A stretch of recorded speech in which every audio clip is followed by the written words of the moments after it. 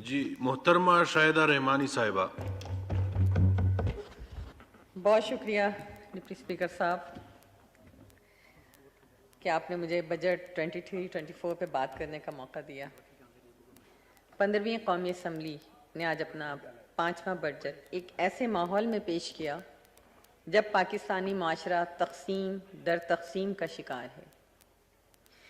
पाकिस्तान का सियासी आसमान कराची की तरफ बढ़ते हुए पाइपर तूफान से ज़्यादा सियाह होता जा रहा है। मईशत, माशरे और सियासत की कशमकश के बाइस ज़बूहाली का शिकार है और कौमी राय आमा ऐसी मुंतशिर है कि शौक़ गुमराही को हमने सफ़र जाना है और आज तक ये भी ना जाना कि किधर जाना है। मैं कराची के मुतवस्सत तबके की नुमाइंदा हूँ। साम्राज्य से बरसरे पेकार रहने वाली सोशलिस्ट नज़रियाती पार्टी की कारकुन हूँ और मैं पाकिस्तान की उस औरत की नुमाइंदगी करती हूँ जिसको गैस और रिस्क दोनों के ठंडा होने का इस वक्त सामना है। मुझे कहने में कोई मुज़ायका नहीं कि पाकिस्तान में इस वक्त महंगाई का सामना है। आम आदमी के हालात बहुत तल्ख हैं और हैं बहुत सख्त मजदूर के, बंदे मजदूर के औकात। लेकिन सवाल ये है कि गुज़िश्ता एक साल की हुकूमत पर माहिराना तनकीद करने वाले 136 चैनल रोज़ाना चाय की प्याली में रोज़ तूफ़ान उठाने वाले फ़नकारों की तरह, शोबदागरों की तरह आस्तीनों में खंजर रखे हुए इस निज़ाम के तुफ़ैल अजीम और आली बनने के चक्कर में कब तक निज़ाम की जड़ों में बारूद भरते रहेंगे। अपनी आँख के शहीतर पर नज़र डालें तो हमारी आँख से कांटे निकालने वाले ये आइन का 50वां साल है। हम गोल्डन जुबली भी मना रहे हैं और दूसरी तरफ इस मुल्क के आइन से, इस मुल्क की पार्लियामेंट से जो खेल खेला गया वो इंतहाई अज़ियतनाक था। ख़ास तौर पे जो हम 9 मई और 10 मई की बात करते हैं। मुझे फ़ख्र है कि मेरा ताल्लुक़ उस पार्टी से है जिन्होंने जेलें, काल कोठरियाँ और जबर की तवील असीरी काटी हैं और सियासी कारकुन कल भी उस पार्टी से जुड़ा था, आज भी उस पार्टी के साथ जुड़ा है। 10-10 साल तवील 2-2 माशाअल्लाहों को हमने देखा है और ना सिर्फ देखा है बल्कि उसकी सख्ती से एक नहीं 2-2 नहीं, हमने सालों जेलें काटी हैं, लेकिन अपनी जमात के साथ हमारा वर्कर खड़ा रहा। वो लोग जो अडियाला जेल में चंद घंटे गुजारते हैं फिर आके प्रेस कॉन्फ्रेंस करने लगते हैं, उनको हम ये याद दिलाते हैं कि सिर्फ 1.5 साल पहले की बात है जब मोहतरमा फरियाल तालपुर साहिबा को इसी गर्मी के अंदर, इसी जून के अंदर ईद की चांद रात को किस तरह से उठाया गया और उनको गलीज कमरों में मर्दों के पुलिस स्टेशन पे ले जाके अजियत दी गई और फिर जेल और बख्तरबंद गाड़ियां उनका मुकद्दर बनी रही, लेकिन उन्होंने कोई प्रेस कॉन्फ्रेंस नहीं की। हम जब तारीख पे जाते हैं तो कुछ हवाले मैं दूंगी आपको। एक मुंतखब वजीर आजम को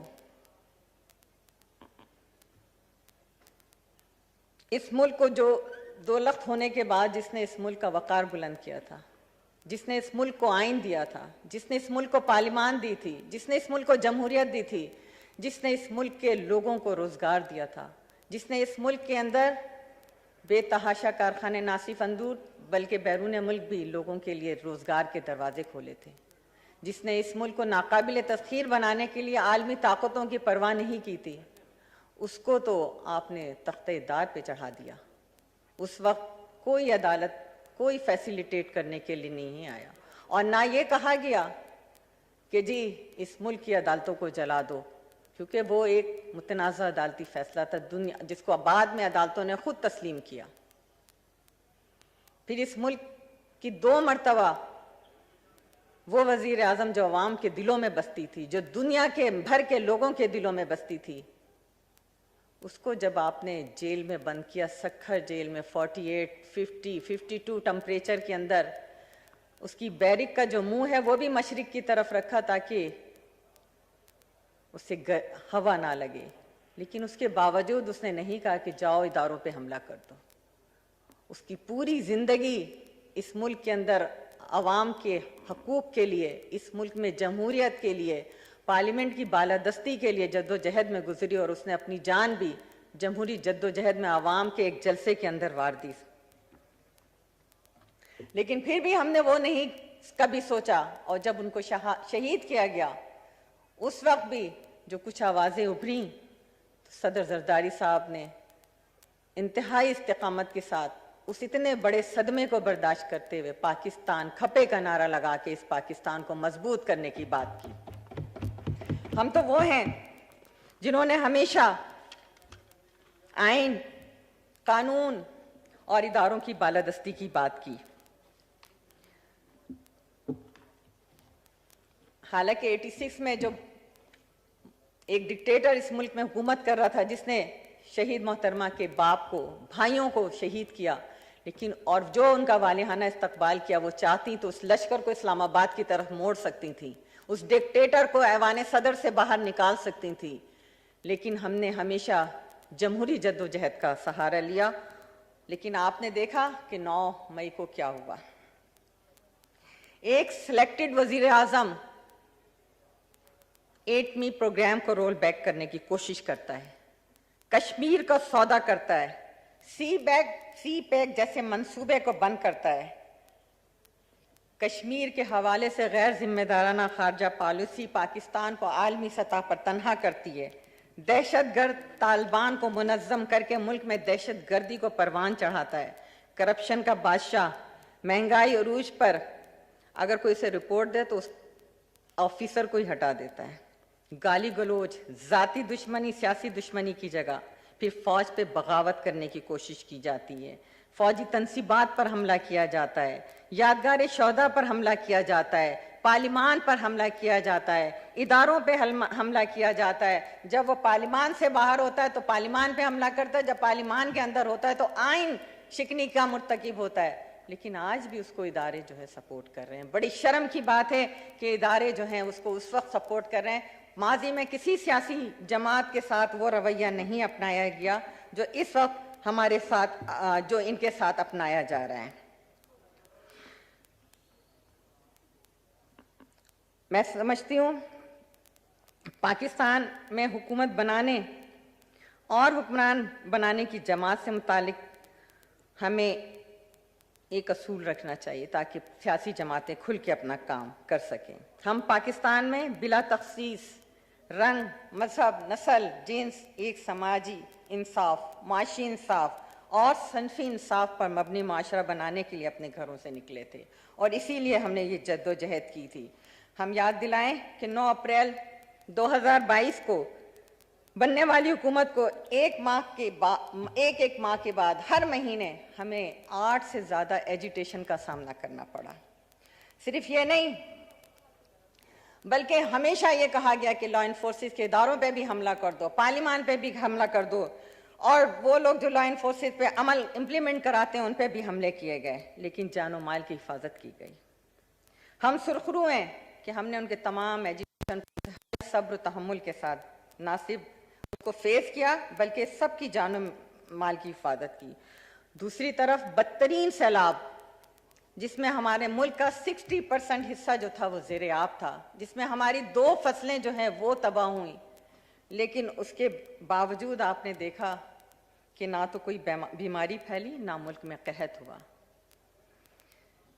स्पीकर साहब, ना ही कोई तवाइफुल मुल्की फैली। इसके बाद भी तनकीद करने वालों को अपनी अदाओं पे गौर करना चाहिए। मेरा सवाल है कि 136 चैनल जिसमें गए गुजरे चैनल भी होते हैं उनकी भी 16 से 20 करोड़ रुपए उनकी इन्वेस्टमेंट होती है। वो तमाम 136 चैनल पाकिस्तान की music industry, drama industry, film industry में अगर सरमायाकारी नहीं करते, जिसकी वजह से फिल्मी निगारखाने बंद हो रहे हैं। कैमरा और ग्राफिक की तालीम रखने वाली मेरे यूथ बेरोज़गार हैं। वो 136 चैनल के इंडस्ट्री कारकुन सहाफ़ियों को थर्ड पार्टी की एम्प्लॉयमेंट देते हैं ताकि वो वेज बोर्ड ना देना पड़े, जो बगैर किसी इंश्योरेंस और हिफाजती इक़दामात के फसाद, बलवे और हादसे में मौत के मुंह में झोंक देती है। वो एम्प्लॉयज़ बेनिफिट की मद में वो इदारे क्या कर रहे हैं, कितना टैक्स दे रहे हैं, कारकुनों की इंश्योरेंस, कारकुन सहाफ़ियों की इंश्योरेंस जो कि इदारों की पेशा और अखलाकी जिम्मेदारी थी, वो इस बजट में दी गई। ये बहुत खुशाइंद है। पाकिस्तान के पीएसडीपी के लिए 952 मिलियन रुपीस की ज़रूरत है, जो सिर्फ 5 सेक्टर्स को अगर हम उसकी टैक्स चोरी रोक दें तो मैं समझती हूँ कि ये 952 मिलियन की कहानी जो है वो ख़त्म हो जाएगी। उस 5 सेक्टर में है रियल इस्टेट के 500 बिलियन जो टैक्स चोरी होते हैं, tobacco 240 billion, tyres 106 billion, pharma 6.5 billion और टी जो है वो 45 बिलियन। अगर हम इस चोरी को रोक लें तो ये हमारी बहुत बड़े हम इस खसारे से बचा जा सकता है। अब मैं आती हूँ कराची की तरफ।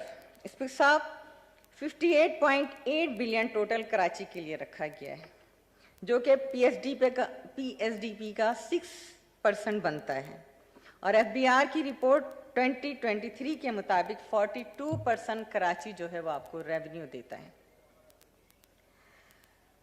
और इसमें भी वो 4 बिलियन के प्रोजेक्ट ऐसे हैं जिनकी अप्रूवल ही नहीं है। स्पीकर साहब, बहुत खुशी की बात है कि इलेक्ट्रिक की सब्सिडी में इजाफा किया गया, लेकिन इसके साथ इलेक्ट्रिक इंडस्ट्रियल सपोर्ट प्रोग्राम के तहत जो सब्सिडी दी जाती थी वो ख़त्म कर दी गई। और आप जानते हैं कि कराची एक इंडस्ट्रियल सिटी है, कराची की इंडस्ट्रीज़ के लिए ये सब्सिडी बहुत ज़रूरी थी, लेकिन एक तरफ आप दे रहे हैं तो दूसरी तरफ आप वापस ले रहे हैं।